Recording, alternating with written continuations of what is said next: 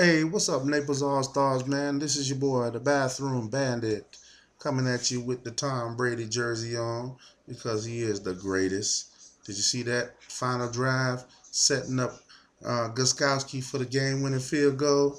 It's good.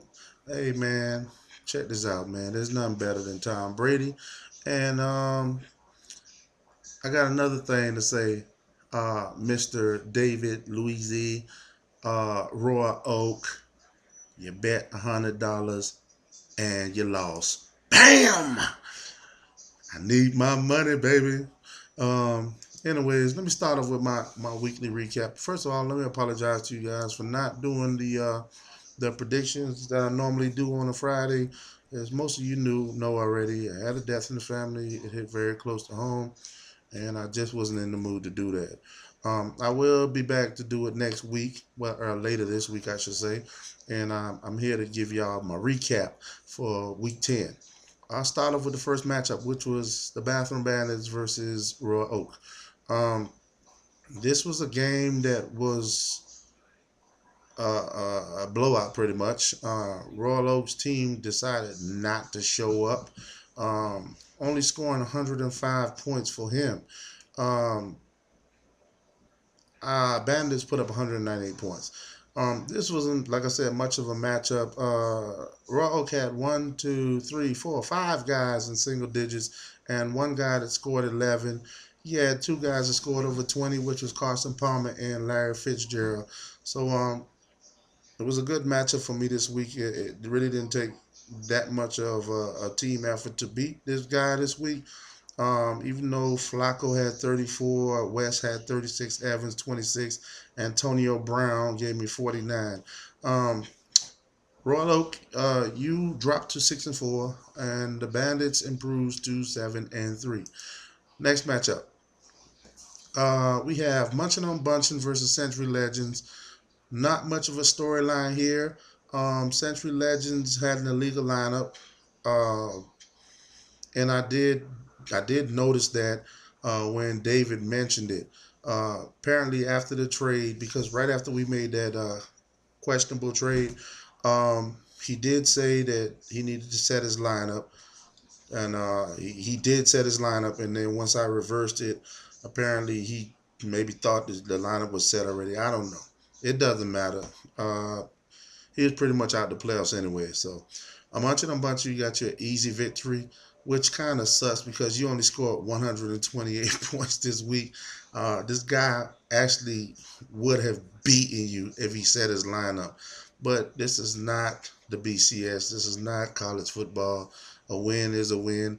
You continue your streak of a perfect season with 10-0, and Century Legends you dropped to 1-9.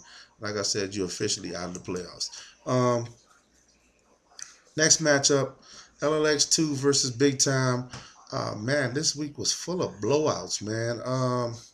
LLX2, you had 170. Big Time had 128.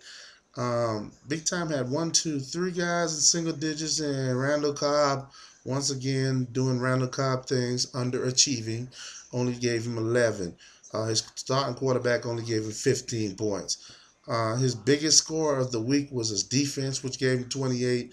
And other than that, he had one guy over 20 points, which was Lamar Miller with 22. LLX2, you had two huge performances. One was from Martavis Bryant, who gave you 41, and Adrian Peterson gave you 43. Derek Carr also added in 27 points. So between those three players right there, you're talking about 10, you're talking about 90 plus 40, 131. Between those, wait a minute, 60, 70, and 41, 111 points. Between those three players, they scored 111 points, almost just as much as Big Time. So, Big Time, you dropped to 5-5. LLX2, you improved to 5-5.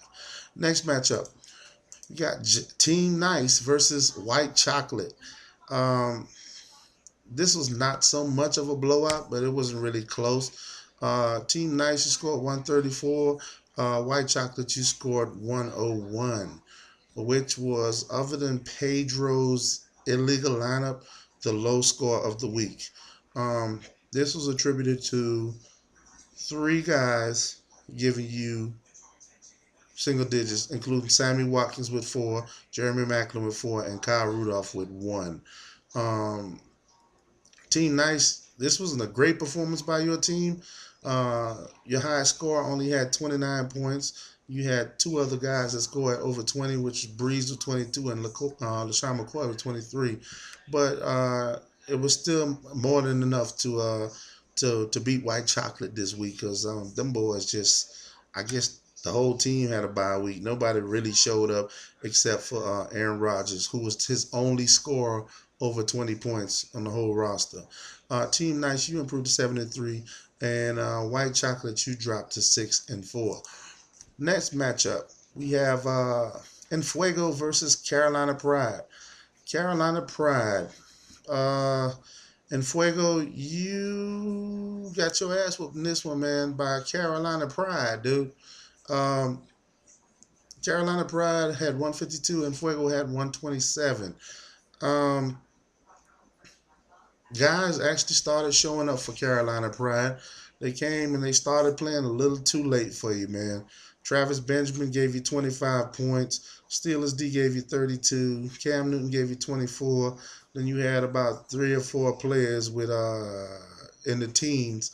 And on the other side, in Fuego, you had 1, 2, 3 guys with less than 10 points, one guy with 11, 13, 15, 18.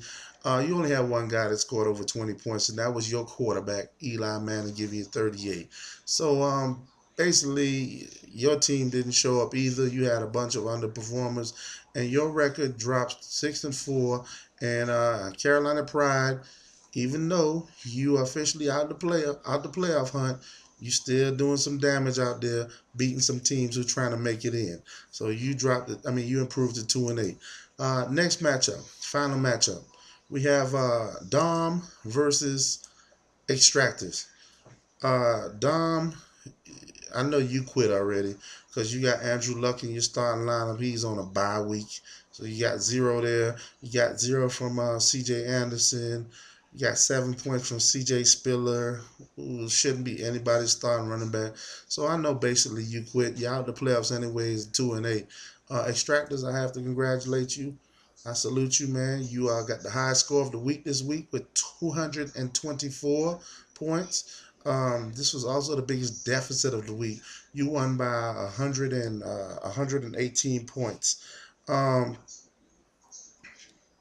Once again, man, when you have this type of lineup you're going up against, it's not really much you could really point the finger at. But also, when you score the week high score, you really can't point out to one person either. So Kirk Cousins had 52, Langford had 47, Brandon Cooks had 33, and you only had one guy that scored in single digits, and that was your kicker. So hey man, good job, 3-7. I'm gonna tell you about these things. Actually, the playoff race. I'm gonna look at the playoff race right now, and based on the playoff race, we have Munchin on Bunchin at number 1, then Bathroom Bandits, Team Nice, and Fuego, White Chocolate, Raw Oak. These 3 teams with 6-4. You have Big Time in the 7th spot with 5-5 record, and LLX 2 with a 5-5 record. And then you have Extractors with 3-7. Listen, Extractors, if you win out, and a couple of these guys with 6-4 records lose a couple games in a row, you still have a chance to make the playoffs. It's not over yet. At 3-7, you can still make the playoffs with a subpar record, but you need some help from the guys who have the 6-4 and 5-5 records. Hey man, hey, it's a race, baby. It's a race. It's a race to the finish line. Let's see who finishes first. Well, we already know probably Munchin on Bunch are gonna finish first. But hey guys, set your lineups. Do your waiver wires. Trade deadline is over, so there's no more trading. All the people who won this week, congratulations. All the people who lost, better luck next week. I'll see you motherfuckers on Friday for my weekly edition of Bandits Weekly Predictions. And David, I need my goddamn money. Until then, Bandits run this bitch.